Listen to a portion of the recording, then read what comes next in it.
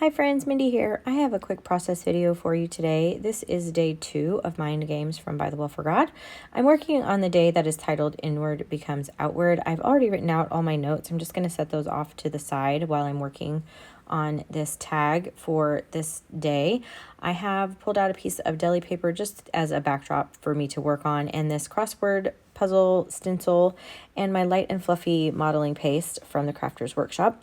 And as you can see, I have my stencil turned sideways, and that is because I need that section that has those 7 letters on there so that I can type out or spell out my title. So I'm actually also blocking off this one section because it had 5 letters and I only need 4. So I'm just trying to kind of plan. So I make the stencil your own. Use it how you want to. If you want to, kind of block out other letters or whatever, you can totally do that and do a title like this, which is what I'm going to do. So I am using the backside of my palette knife here, and I'm going to apply kind of a thick coat of this light and fluffy modeling paste. I like this because it stays pretty flexible and it's not super heavyweight like some other modeling pastes can be. It's also going to stay nice and bright white. And so I'm applying a pretty thick coat of it just because I really want the dimension of it. So I'm going to take the time to kind of smooth it down and, make sure that it's pretty well smooth all the way across.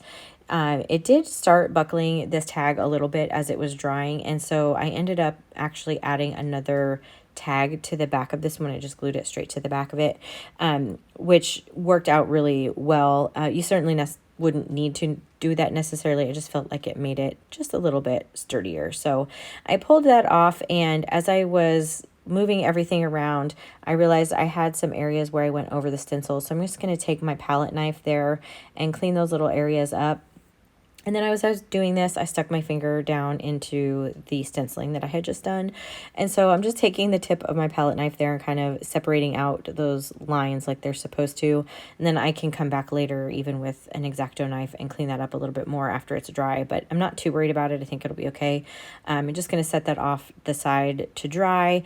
And then just to continue with streamlining this process, I am going to use this stencil again. This is probably my favorite stencil from this month, and so I know that I'm going to want to use it again, and I already have my modeling paste out, so I'm just going to go ahead and this time turn the stencil the proper direction, and I'm going to go ahead and do this ahead of time. So I will put this off to the side, let it dry, and then for one of the days down the road, I can just pull the stencil out and I will already have like a pre-made background. I already have an idea for how I want to use it again because, like I said, I just really love the stencil. So really excited to use it again, just kind of smoothing everything down. This time I did a much thinner coat of this modeling paste on here, especially when I saw how you can even see over in the top left-hand corner there how it's already starting to buckle that tag a little bit. So I made sure to just do a thinner coat of it on this second tag. And then make sure that you're cleaning your stencils off right away. Don't let your modeling paste dry on there. It will just mess up the image and you won't get those crisp lines again. So I am pulling out the tile alphas. I love these larger tile alphas, and I really love how they did them this month, where they're on the white sticker paper and they look like Scrabble tiles. And I know this is not a Scrabble board, but we're just going to run with it because I just love this, and I thought this idea was so fun.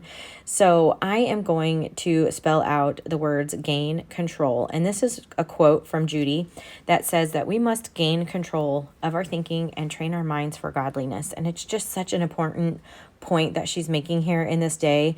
And so I wanted to kind of go ahead and really emphasize that. I'll some other notes and stuff from this devotional that I will write out on the back.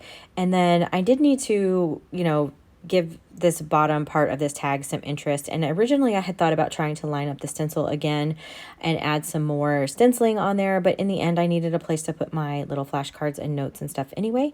So I just added a pocket. I just glued it down and then trimmed the paper off. And then my little flashcards will fit in there very nicely. This other journaling card that I'm using was just a little bit too wide. So instead of trying to put it in the pocket, I'm just going to add it to the ring itself. So I pulled out my little crocodile and I am just going to punch a hole in there. But first I'm going to go ahead and ink the edges of my tag. So I'm using archival ink in ground espresso and just going around the edge. I just feel like everything looks better with a nice edge on it. Some little distressing. So just not, you know, super heavy, but just to give it a little bit of a finished look. And then I started out punching this with the small hole, and it fit on there, but it just wasn't like as free as I wanted it to. So I'm just moving up to the larger hole here, and then it will just kind of hang loosely with this, and it's going to hang over the edges of the tag ring, and I am not bothered by that at all. I actually like it when things are hanging off the sides and stuff. And so at this point I thought I was going to include this domino here on the back for the day 2. I do end up putting the title sticker on the back that says inward becomes outward. I put that on the back down at the bottom just so I know what this day is about. But I just decided to put the little domino on the front. So I put it on white sticker paper, or on white cardstock, cut it out, and then just put it down there in that bottom right hand corner just to give it a little more interest on that little pocket. And then this part is really hard to see on camera, but in person it just gives it a little bit more dimension. I'm going through with a gray, this is a gray Tombow marker, and just kind of adding a little bit of shading to some of those sections of that little crossword puzzle, and then put my notes back in, and that's it for me. So really super simple this month, but this is how we're going to go for the month of June. But anyway, if you liked this video, I would really appreciate it if you gave it a thumbs up. Subscribe to my channel if you haven't already, and until next time, bye.